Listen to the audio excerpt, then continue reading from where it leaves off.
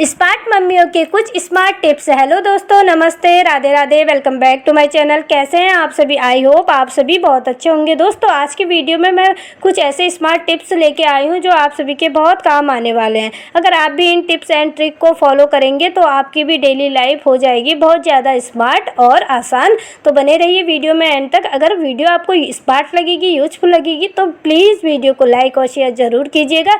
तो फटाफट से बिना देरी किए हुए पिछली वीडियो के एक प्यारे कमेंट के साथ आज की वीडियो की शुरुआत कर लेते हैं। वैसे तो अभी हम इस टाइम पे ना सभी के घर में सिलाई मशीन होती ही है। हम सुई धागे का कम ही इस्तेमाल करते हैं, लेकिन फिर भी कभी कभी हमें सुई धागे की ज़रूरत पड़ी जाती है। जैसे कि शर्ट का बटन टांगने के लिए या फिर कोई चीज़ हमें रफली सिलाई करनी होती है तो हम सुई धागे का यूज करते ही हैं। तो क्या होता है ना, सुई धागे को हम जब डिब्बे में से निकालते हैं तो कई बार क्या होता है, जो छोटी छोटी सुई होती है वो फर्श पे इधर उधर गिर जाती है और खो जाती है। हमें ढूंढने पर मिलती ही नहीं है। सुई हमारे सामने फर्श पे गिरी होगी फिर भी वो हमें दिखाई नहीं देती है और बहुत समय लग जाता है उसको ढूंढने में। तो उसके लिए क्या कीजिए ना, एक छोटे से टुकड़ा मैग्नेट का ले लीजिए और मैग्नेट को जहाँ पर लगता है आपको सुई गिरी होगी इस तरफ ऊपर इस तरीके से ना घुमा लीजिए। अगर सुई वहाँ पर गिरी होगी फर्श में तो तुरंत ही सुई मैग्नेट में चिपक जाएगी। मैग्नेट सुई को अपनी तरफ खींच लेगा। तो इस तरीके से हम अपनी सुई को ढूंढ सकते हैं। छोटी से छोटी सुई भी हमारी मैग्नेट ढूंढ लाता है। तो दोस्तों, इस तरीके से हम अपनी सुई को ढूंढ सकते हैं। हमारा बिल्कुल भी टाइम वेस्ट नहीं होगा। तो आप क्या कीजिए ना, सिलाई का जो सुई धागे का जो डिब्बा होता है उसमें एक छोटा सा मैग्नेट चुंबक का टुकड़ा ज़रूर रखिए। जब भी कभी आपको लगे कि सुई खो गई है तो चुंबक से आप उसको ढूंढ सकते हैं। तो आई होप ये टिप आपको बहुत यूजफुल लगी होगी। अब देख लेते हैं अपनी नेक्स्ट यूजफुल टिप।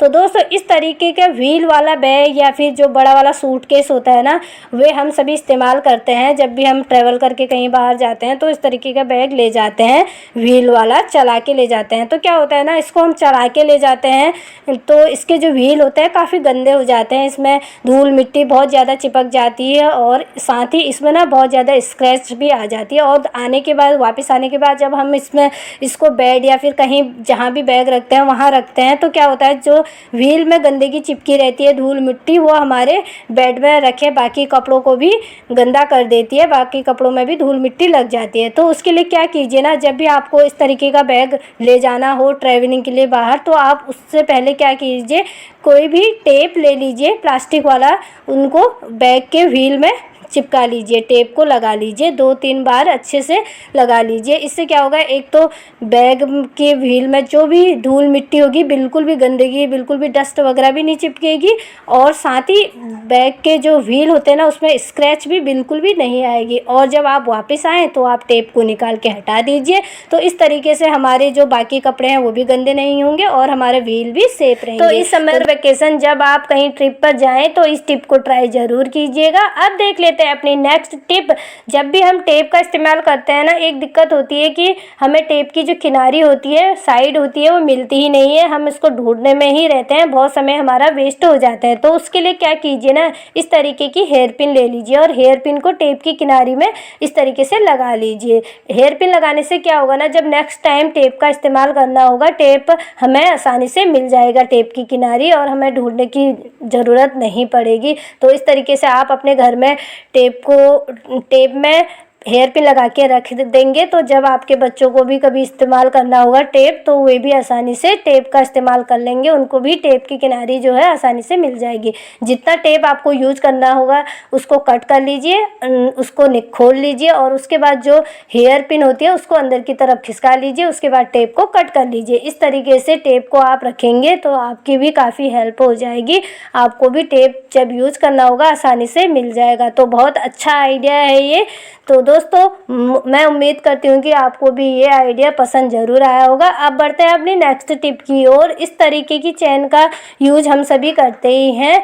तो इस तरीके की लॉक जिसमें होता है, लेकिन एक दिक्कत ये होती है ना, इस तरीके के लॉक वाली चेन में ये लॉक जो होता है अपने आप कभी कभी खुल जाता है और चेन जो होती है हमारी गिर जाती है और खो जाती है, गुम हो जाती है। या फिर ये लॉक जो होता है हमारे बालों में बहुत ज़्यादा फंसता है, जिससे हमारी बालों की जड़ों में बहुत दर्द होने लगता है। तो उसके लिए क्या कीजिए ना, एक नेल पेंट ले लीजिए, या तो गोल्डन कलर की ले लीजिए जिस कलर का लॉक है, या फिर ट्रांसपेरेंट जो नेल पेंट होती है ना उसको भी ले सकते हैं। तो नेल पेंट को ना हल्का हल्का सा हमें लॉक में लगा लेना है।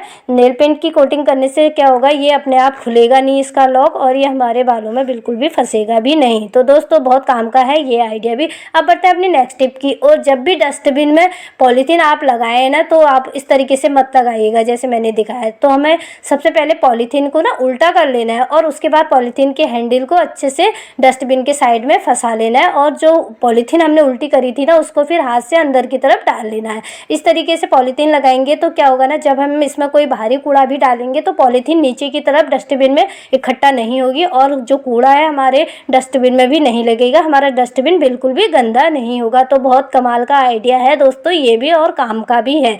अब देख लेते हैं अपनी नेक्स्ट टिप। जब भी हमें प्लास्टिक के डिब्बे में से या फिर जार में से स्टिकर निकालना होता है ना तो बहुत दिक्कत होती है, क्योंकि कांच या फिर स्टील के डिब्बों में से तो हम आसानी से निकाल लेते हैं स्टिकर, गर्म कर लेते हैं डिब्बों को स्टील के या फिर कांच के, और उसके बाद आसानी से निकल जाता है स्टिकर। लेकिन प्लास्टिक के जार को तो हम गर्म भी नहीं कर सकते हैं। तो उसके लिए एक बहुत ही अच्छा सा आइडिया बताने वाली हूँ मैं। तो क्या कीजिए ना, जिस भी डिब्बे या फिर जार का आपको स्टिकर निकालना है उस डिब्बे को आप आधे घंटे के लिए धूप में रख लीजिए। आधे घंटे बाद फिर आप उसके स्टिकर को आसानी से निकाल सकते हैं। तो मेरे पास जो ये डिब्बा है, जार है ना, इसको मैंने आधे घंटे के लिए धूप में रख लिया था। उसके बाद ये स्टिकर जो है आसानी से पूरा एक साथ निकल गया है। कहीं से भी स्टिकर जो है फटा भी नहीं और न ही कोई भी स्टिकर का पीस डिब्बे में छूटा। तो दोस्तों इस तरीके से देख सकते हैं आप कितने आसानी से और कितनी सफाई से स्टिकर निकल गया है।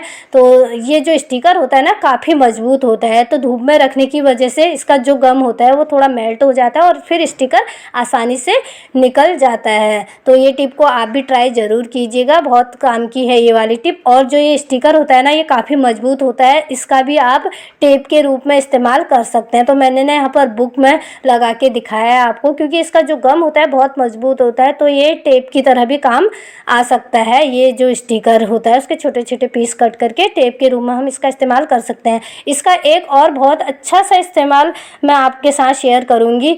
हमारे घर में बच्चे छोटे होते हैं तो वे क्या करते हैं ना, स्विच बोर्ड में जो ये होल बने रहते हैं ना प्लग लगाने के लिए, इसमें बार बार अपने फिंगर या फिर कोई लोहे की चीज़ या फिर लकड़ी वगैरह डाल देते हैं, तो जिससे उनको शॉक लगने का भी खतरा रहता है। तो क्या कीजिए ना, अगर आपके पास कुछ इस तरीके का कोई अच्छा सा स्टिकर है तो आप प्लग होल्डर में जो होल बने रहते हैं वहाँ पर इसको चिपका लीजिए। इससे बच्चे ना उसमें अपनी फिंगर या फिर कोई भी चीज़ इंसर्ट नहीं कर पाएंगे, और जब आपको इसका यूज करना होगा प्लग या चार्जर लगाने के लिए उस समय इसको आसानी से हटा सकते हैं और आप इसका इस्तेमाल प्लग लगाने के लिए कर सकते हैं। तो बहुत अच्छा आइडिया है दोस्तों ये भी।